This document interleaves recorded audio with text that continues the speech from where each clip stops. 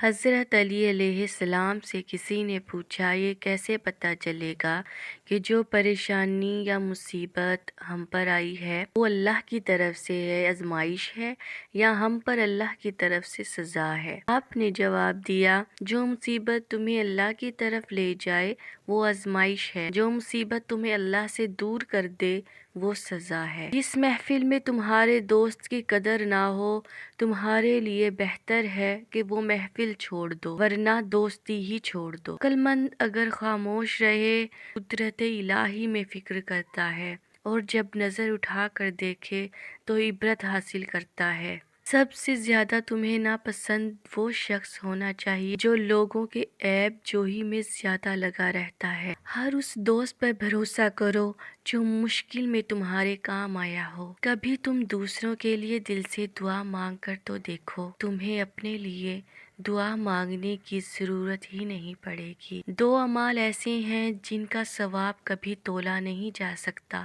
معاف کرنا اور انصاف کرنا۔ ان لوگوں پر اعتبار کرو جو تمہاری تین باتیں بھانپ سکتے ہیں: تمہاری ہنسی میں پوشیدہ درد، تمہارے غصے میں تمہارا پیار، تمہاری خوشی میں پوشیدہ وجہ۔ انسان کے ایمان کی پہچان اس کے وعدوں کی پابندی سے ہوتی ہے۔